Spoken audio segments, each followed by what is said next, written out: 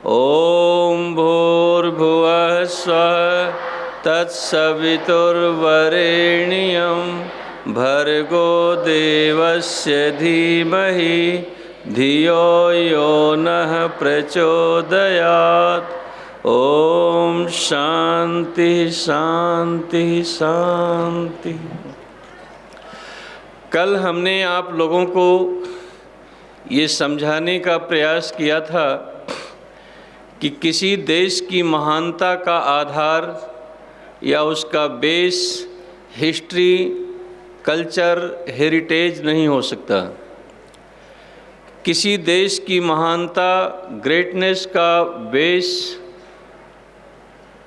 Natural resources नहीं हो सकते, और किसी देश की महानता का आधार केवल नॉलेज, ज्ञान नहीं हो सकता। हमने कितने टाइप की प्रैक्टिस करने के लिए आपको अनुरोध किया था? 10 टाइप की। कितने टाइप की? आप लोगों ने उस पर जा कर के कुछ विचार किया, कुछ सोचा? सबने नोट किया था कि नहीं किया था? तो आप चाहते हैं अगर ये भारत देश एक सशक्त और मजबूत बने, समृद्ध, स्वावलंबी बने, तो इस देश की मूलभूत समस्याओं को जानना जरूरी है। आप लिखिए, सम इश्यूज फेसिंग इंडिया। कुछ ऐसी प्रॉब्लम है, समस्या है, जिसे भारत देश उसका सामना कर रहा है। नंबर 1 लिखिए, पॉपुलेशन। तो सबसे पहली समस्या भारत देश की क्या है? आप नोट करिए, पॉपुलेशन। क्या समस्या है? जब यह देश आज़ाद हुआ था तो भारत की पॉपुलेशन 36 करोड़ थी। भारत की पॉपुलेशन 34 करोड़ थी। कितनी थी?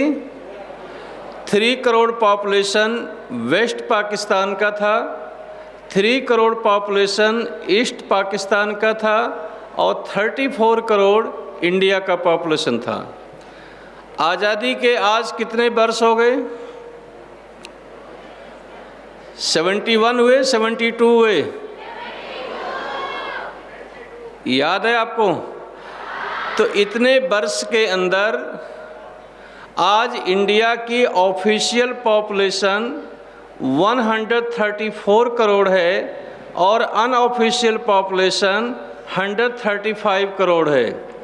तो हमने इन 71 ईयर्स में 100 करोड़ पॉपुलेशन को बढ़ाया, और क्षेत्र में विकास किया या नहीं किया अलग बात है, वो चिंतन का विषय है, लेकिन पॉपुलेशन कितना बढ़ गया?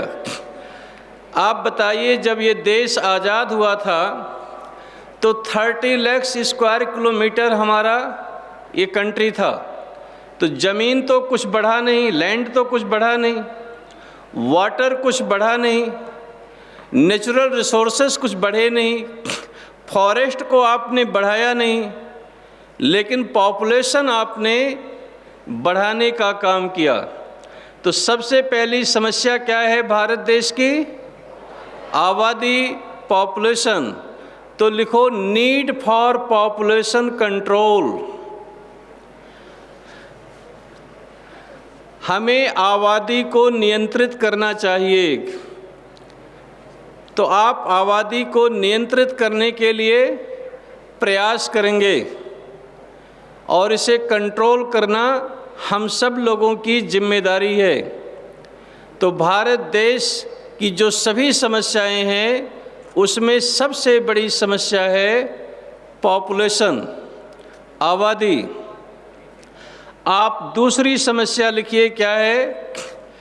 हेल्थ, स्वास्थ्य की समस्या हमारे देश के अंदर है। आप देखिए, सबसे ज़्यादा डायबिटीज़ के पेशेंट इंडिया में पाए जा रहे हैं, सबसे ज़्यादा blood pressure, heart and cancer के रोगी इस देश में पाए जा रहे हैं। इसका कारण ये है कि यहाँ की आबादी ज़्यादा है, तो इन सब की भी समस्याएं ज़्यादा होंगी। Lack of nutrition food.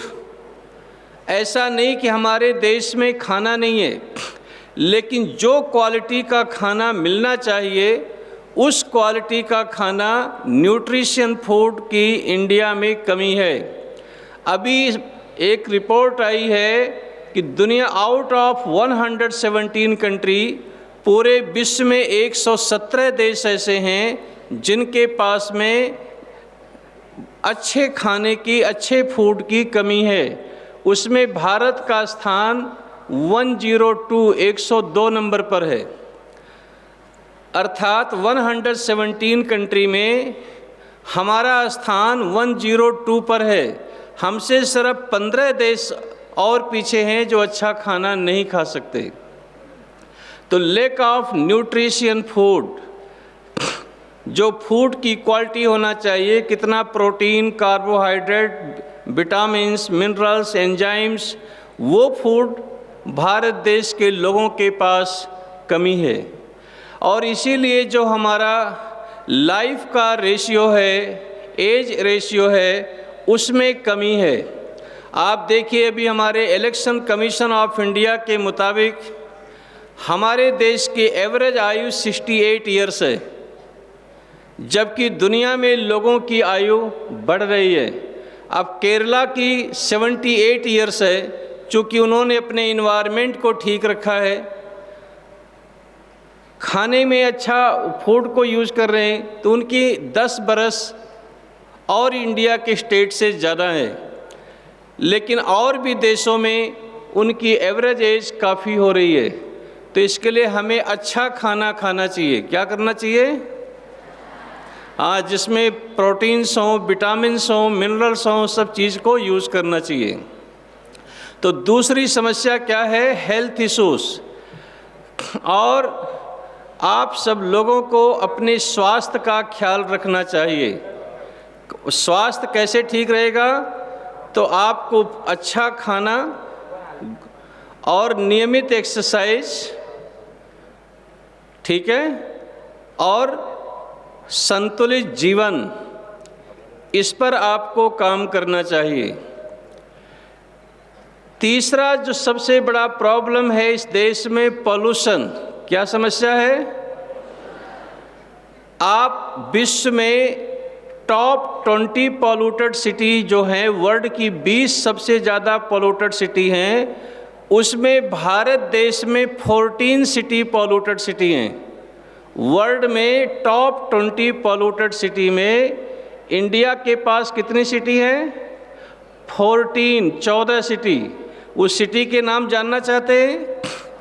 तो सबसे ज़्यादा पॉल्यूटेड सिटी है दिल्ली एनसीआर में गुड़गांव, दूसरा दिल्ली, तीसरा फरीदाबाद, चौथा कानपुर, पांचवा आगरा, छठवां लखनऊ, सातवां वाराणसी, आठवां गया, नौवां पटना, 10वां जयपुर, 11वां जोधपुर, 12वां पटियाला पंजाब का, और श्रीनगर 13वां,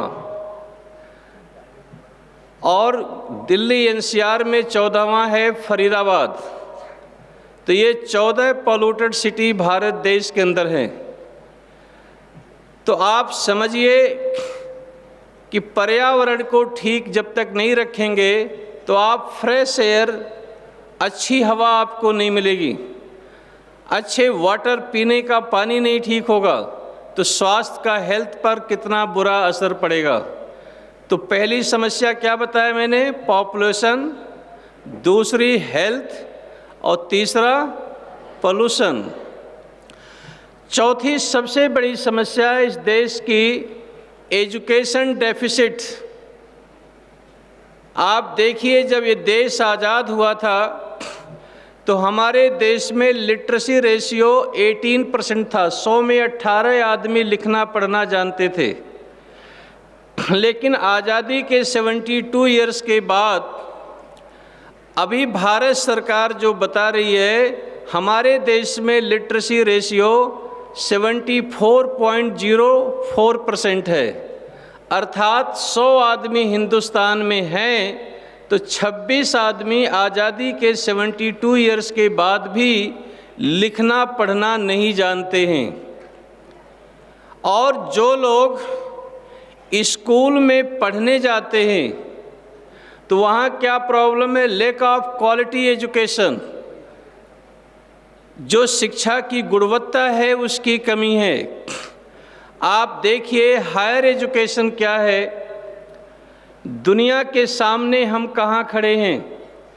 आज कनाडा का हायर एजुकेशन 51% है, जापान का हायर एजुकेशन 48% है, इजराइल का हायर एजुकेशन 46% है, यूएस का हायर एजुकेशन 42% है, कोरिया का हायर एजुकेशन 40% है, ब्राज़ील का हायर एजुकेशन 40.7% है, जर्मनी का हायर एजुकेशन 37% है, ब्रिटेन और आयरलैंड का हायर एजुकेशन 38% है, सिंगापुर का हायर एजुकेशन 32% है, चाइना का हायर एजुकेशन 27% है। आप देखिए इटली का हायर एजुकेशन 20.62% है और भारत का हायर एजुकेशन 18% आज के लोग मान रहे हैं, जबकि सेम पित्रोडा कमेटी ने कहा था 10.8%, 11% के समथिंग है, लेकिन आज के लोग कह रहे हैं लगभग 11%, 18% है। अगर 100 बच्चे प्राइमरी स्कूल में पढ़ने जाते हैं तो 12वीं क्लास के बाद 82 बच्चे पढ़ाई को छोड़ देते हैं। लैक ऑफ क्वालिटी एजुकेशन मैंने इसलिए कहा कि अभी 7 नवंबर 2019 को 7 नवंबर 2019 को यूनिसेफ के चेयरमैन ने बताया कि भारत देश के 53% युवा 21st सेंचुरी के जॉब के लिए योग्य नहीं होंगे।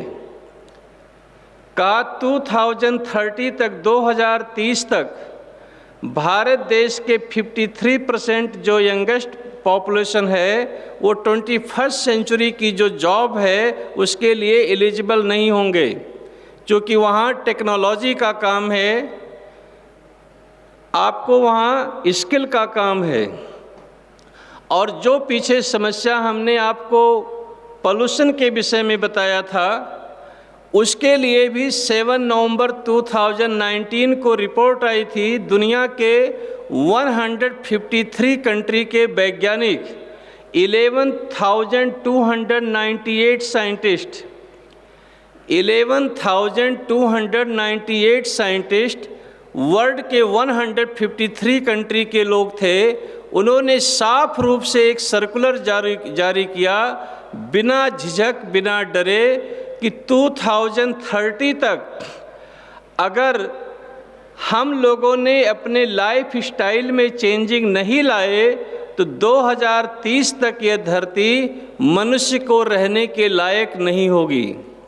ये विश्व के लिए सबसे बड़ा चुनौती 153 कंट्री के 11,298 साइंटिस्ट ने ज्वाइंट सर्कुलर जारी करके बताया कि अगर 2030 तक हम लोगों ने अपने जीवन शैली में परिवर्तन नहीं लाए तो यह देश मनुष्य के रहने के लायक नहीं रहेगा।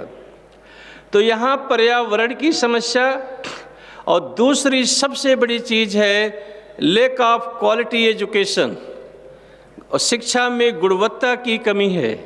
तो आपको इसके समस्याओं का समाधान ढूंढने का प्रयास करना पड़ेगा। ऐसे समस्याएं गिनाएं तो इंटरनल एक्सटर्नल सिक्योरिटी बहुत सी समस्याएं हो सकती हैं, लेकिन प्रमुख समस्या इतनी ही आप समझ लो तो काफ़ी है। तो आप समझ गए कि हायर एजुकेशन हमारा कैसा है। अभी देखिए पूरे दुनिया में 4,000 लोग 4,000 लोग टेक्नोलॉजी पर रिसर्च कर रहे हैं, उसमें भारत में सिर्फ 10 लोग टेक्नोलॉजी पर रिसर्च कर रहे हैं। पूरे दुनिया में 4000 लोग जो टेक्नोलॉजी पे रिसर्च कर रहे हैं। अमेरिका की एक यूनिवर्सिटी हार्वर्ड है, उसमें 600 लोग कर रहे हैं। और भारत में सिर्फ कितने लोग रिसर्च कर रहे हैं? 10 लोग। प्यारे बच्चों, एक बात नोट कर लो, अगर आपको अपने देश का रॉ मटेरियल एक्सपोर्ट करना पड़ता है, दूसरे देश भेजना पड़ता है, और टेक्नोलॉजी इंपोर्ट करनी पड़ती है, अर्थात दूसरे देश से मंगानी पड़ती है, तो इसका मतलब है आपके पास ज्ञान की कमी है। और जिसके पास ज्ञान की कमी है, दुनिया में कोई भी भगवान उस व्यक्ति, उस देश का भला नहीं कर सकता है। ये अपने दिल में आप बिठा लो। अगर आपके पास ज्ञान की कमी है, अगर आप अपनी रॉ मटेरियल एक्सपोर्ट करते हैं, टेक्नोलॉजी को इंपोर्ट करते हैं, तो इसका मतलब आपके पास ज्ञान की कमी है। और अगर आप अपने ज्ञान की कमी को दूर नहीं करेंगे, तो दुनिया का कोई भी भगवान आपकी सहायता नहीं कर सकता। आप समझते हैं इस बात को?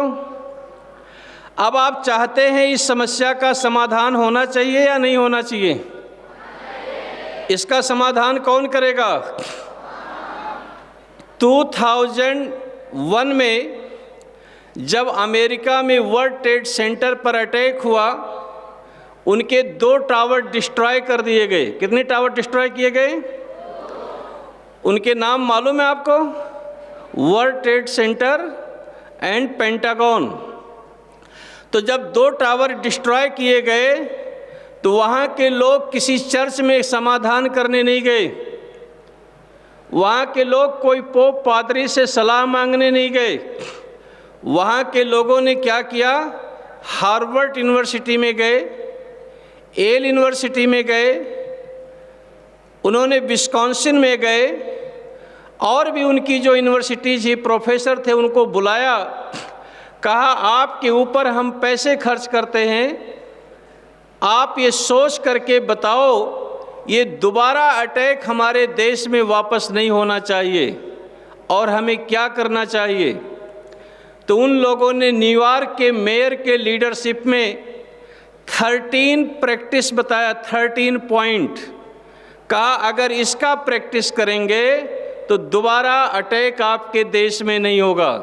आप वो लोग चाहते हैं ऐसा भारत देश बने? 2001 के बाद अमेरिका में कोई घटना घटी वापस?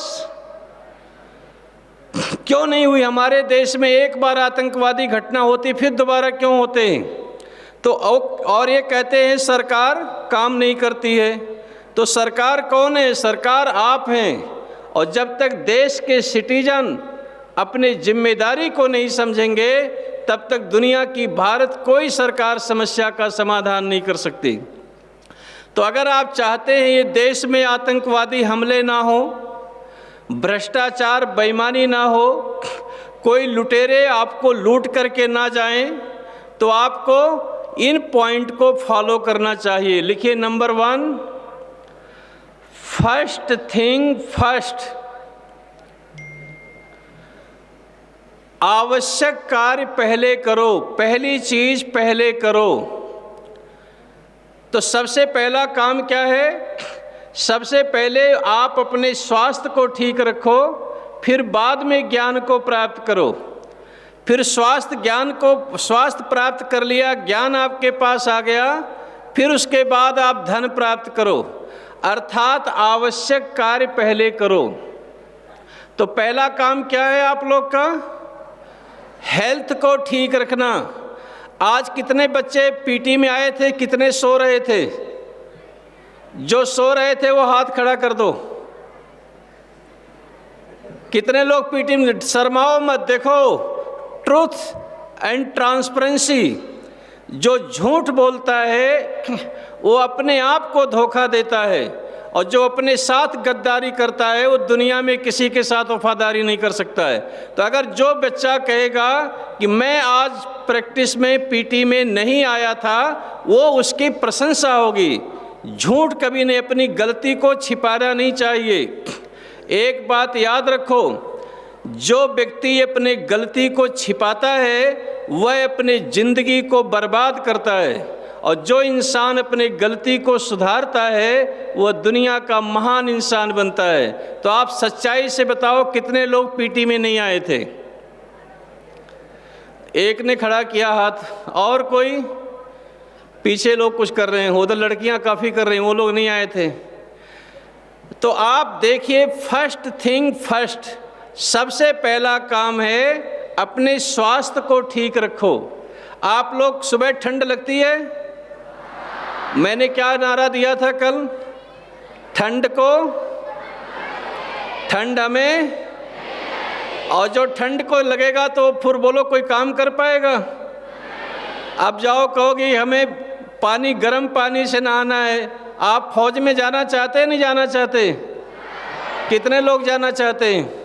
वो सारे लोग। तो फिर आपको सियाचिन में पोस्टेड कर दें जनरल बख्शी साहब रिक्वेस्ट करके, तो वहाँ आपको बर्फ़ में ठंडा गर्म पानी कहाँ मिलेगा? तो आप शरीर को मजबूत बनाओ। तो पहली प्रैक्टिस क्या है? आवश्यक कार्य पहले करो।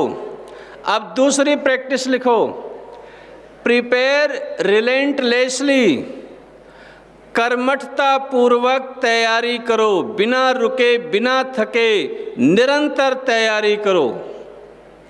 खाली जिंदगी में हसीन सपने मत देखो। हसीन सपने देखने में टैक्स नहीं लगते हैं। आप केवल सपने मत देखो, लेकिन जो सपने आपने देख लिया है उसे अचीव करने के लिए निरंतर पराक्रम पुरुषार्थ करो। आप लोग परीक्षा में फर्स्ट आना चाहते हैं या फेल होना चाहते हैं? सारे लोग फर्स्ट आना चाहते हैं। आपके के क्लास में कितने लोग पढ़ते हैं? 40, 50, 60? चलो ठीक है। तो जितने लोग भी पढ़ते हैं तो बुक्स आर सिमिलर, पढ़ने की किताब सबको एक जैसी होती है। फैसिलिटीज़ आर सिमिलर, सुविधाएं भी सबको एक जैसी होती हैं। सिलेबस आर सिमिलर, पाठ्यक्रम भी सबका एक जैसा होता है। टीचर्स आर सिमिलर, पढ़ाने वाले अध्यापक भी एक जैसे होते हैं। तो क्या रीज़न है कोई परीक्षा में फर्स्ट आता है, कोई फेल हो जाता है? अब आप कहोगे इनके पास ज़्यादा दिमाग है, इनके पास कम दिमाग है। ये सब बहाने बनाना छोड़ दो। अगर आपको काम करना है तो कमजोरियों, आपकी सबसे बड़ी कमजोरी है, वहीं पर अटैक करो। अभी हम ये शिविर लगा रहे हैं, हम कहें मेरे पास पैसा नहीं है, हमारे पास ये नहीं, हम रोना रोएं, या हमारे पास कार्यकर्ता नहीं है, ये तो हमारी मूर्खता है। ये सब कोई सुनने वाला नहीं है। ये कोई बहाना बनाने का काम नहीं है। करना है उसे करना है, चाहे कोई भी समस्या है उसे समाधान करना है। ये गीत बहाने बनाने का कोई फ़ायदा नहीं है। ये हमारा इसने मदद नहीं किया, उसने मदद नहीं किया, इन्होंने व्यवधान किया, ये अपने कमजोरी का डेमोन्स्ट्रेशन करना है। ये अपनी मूर्खता को सिद्ध करना है। इसलिए आप कर्मठता पूर्वक तैयारी करो। अभी हमारे यहाँ एक भारत देश के बहुत बड़े वैज्ञानिक डॉक्टर एम अन्नादुरई आए थे। उन्होंने समझाया कि ज़िंदगी में कभी फेल नहीं होना चाहते हो तो 4 टाइप का प्रैक्टिस करो। कितने टाइप का? लिखो। नंबर 1, क्लासरूम में 2 मिनट पहले पहुंचना। ये जिंदगी की पहली प्रैक्टिस है। पहली प्रैक्टिस क्या है? आप जब यहाँ कैंपस में आए तो समय से 2 मिनट पहले पहुँचना, आपको निकाल कर लाना नहीं पड़े। तो जिंदगी की सफलता की पहली सीढ़ी है क्लासरूम में 2 मिनट पहले पहुँचना। दूसरी प्रैक्टिस है टीचर की बात को कंसंट्रेट होकर सुनना। जैसे यहाँ भी लोग बता रहे हैं तो उनकी बात ध्यानपूर्वक सुनना। और तीसरी प्रैक्टिस है अपने होमवर्क को इंटरेस्ट लेकर करना, रुचि लेकर करना। और चौथी प्रैक्टिस है जो कल पढ़ना है उसे आज पढ़ करके जाना। अगर ये 4 टाइप की प्रैक्टिस करेंगे तो जिंदगी में आप कभी फेल नहीं होंगे। इसे कहते हैं प्रिपेयर रिलेंटलेसली, कर्मठता पूर्वक तैयारी करो, बिना रुके बिना थके निरंतर उसकी तैयारी करो। आपको ताली बजाने के लिए किसने कहा था? कोई डॉक्टर ने एडवाइस किया है? आप उसको लिखो, सुनो। ताली बजाने में समय वेस्ट मत करो, अपने दिमाग से सोचो। तीसरी बात लिखो, everyone is accountable all the time. प्रत्येक व्यक्ति की हर समय जिम्मेदारी होती है। हमारे देश में आतंकवादी हमले होते हैं, भ्रष्टाचार होता है, नाकामी होती है, वो कहते हैं इसने कर दिया, इस पार्टी ने कर दिया। ये बिल्कुल गलत है। इसमें आपकी भी उतनी ही जिम्मेदारी है जितनी गलत करने वाले की जिम्मेदारी है। अभी आप देखिए 2017 में 40,000 म्यांमार से रोहिंग्या मुस्लिम बॉर्डर क्रॉस करके भारत में घुस के जम्मू में बस गए। तो हमारी इंटेलिजेंस फेल हुआ। 9 इंटेलिजेंस ब्रांच इंडिया में है, फेल हो गई। हमारे border security force BSF fail हो गई। हमारी स्टेट पुलिस फेल हो गई। और सारे जो खोजी पत्रकारिता करते हैं वो मीडिया फेल हो गई। और देश के नागरिक फेल हो गए। जो भी देश में घटना घटती है, आप दूसरे पर ये टाल नहीं सकते हैं कि इसकी जिम्मेदारी थी, आप भी उसके लिए जिम्मेदार हैं। तो everyone is accountable all the time. प्रत्येक व्यक्ति की हर जगह जिम्मेदारी होती है। आप एक नागरिक के हैसियत से आपने क्या काम किया इसे रोकने के लिए? आपके पास पड़ोस में अगर कोई सस्पिशियस संदिग्ध प्रकार की घटना दिख रही है, आपका काम है पुलिस को इन्फॉर्म करना, सरकार को बताना। आपको कहीं भी प्रकार का षड्यंत्र लग रही है तो उसे आपको सावधान होना। आप एक जागरूक नागरिक के तरीके पर आपकी ये ड्यूटी बनती है। तो तीसरी प्रैक्टिस क्या है? Everyone is accountable all the time.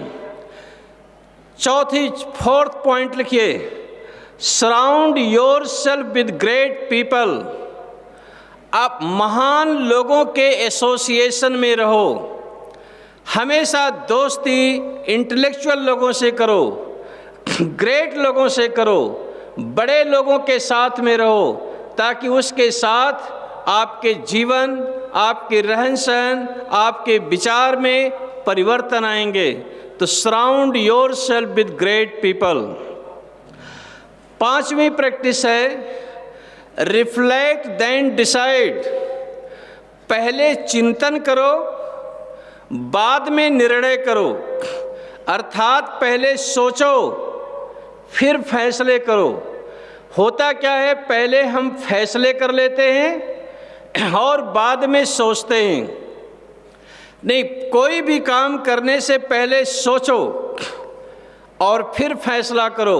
और एक पॉइंट आप नोट कर लो, सोचना बंद तो समझना बंद, और सीखना बंद तो जीतना बंद। Energy of thinking and awareness of learning. तो सोचने की क्षमता और सीखने की उत्सुकता दोनों को बराबर आप प्रैक्टिस में लाएं। 6वीं प्रैक्टिस लिखिए, अंडर प्रॉमिस ओवर डिलीवर। वादे कम करो और काम ज़्यादा करो। भारत देश में क्या होता है, वादे ज़्यादा करते हैं लोग और काम कम करते हैं। लेकिन होना क्या चाहिए कि वादे कम करो और काम ज़्यादा करो।